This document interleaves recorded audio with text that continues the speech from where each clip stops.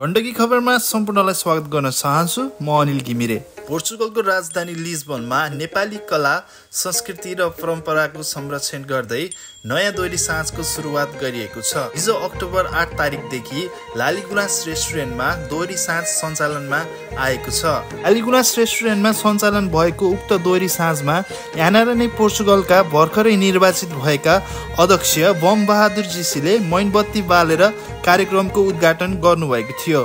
प्रमुख अतिथिका रूपमा उपस्थित अध्यक्ष जीसीले विदेशमा बस्दा पनि नेपाली परम्परागत संस्कृति जोगाउन यस्ता कार्यक्रमहरू महत्त्वपूर्ण हुने बताउनुभयो। उद्घाटन कार्यक्रममा नेपालका अहिलेका चर्चित मोडल तथा गायक शरद एलजीको पनि विशेष उपस्थिति रहेको थियो।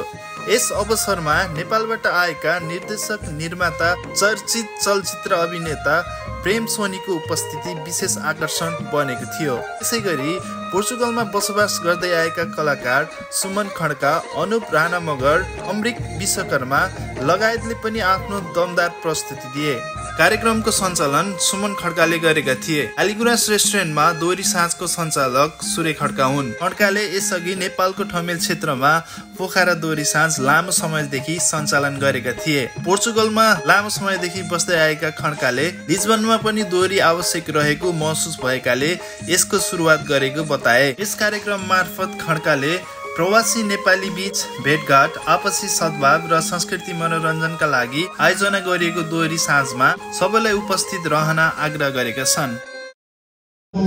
एकदम गरिमामय उपस्थितिले आज साँच्चै नै नेपालको राष्ट्रिय फुल लालीगुनास फुलेको जस्तो, अब लालीगुनास फुल्छ जस्तो लागेको छ र आजको यस लालीगुनास दोहोरी लाइभ म्युजिक साङ्गीतिक साँझमा मैले आदरणीय मेरो एकदम व्यक्तित्व आदरणीय मेरो दाजु बम बहादुर जीसीजीलाई मैले अनुरोध निमन्त्रणा र उहाँप्रति मैले एउटा आशीर्वादको सद्भावले मैले उहाँलाई निमन्त्रणा गरेको थिएँ र त्यसै गरी मेरो तमाम पोर्चुगलमा रहनुहुने मेरो आदरणीय भारत धरती मगर, त्यसै गरी विशेष सुरज विष्टजी, त्यसै गरी हाम्रो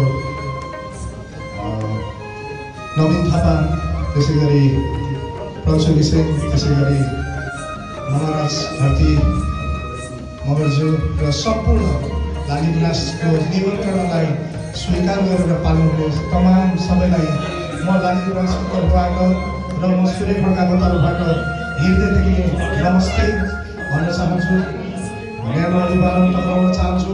आजदेखि पूर्ण रूपमा प्रत्येक हप्ताको आइतबार, सोमबार, मङ्गलबार, बुधबार 4 दिन चाहिँ हामीले कार्यक्रम सञ्चालन गर्ने अठोट राखेका छौँ। आज हाम्रो सुरुवात हो, त्यसैले सोचेको जस्तो सबै चिज भएको छैन होला।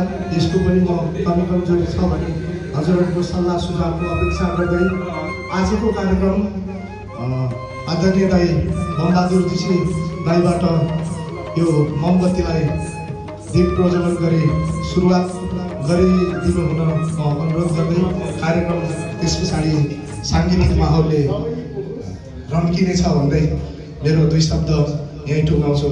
हस्, धन्यवाद।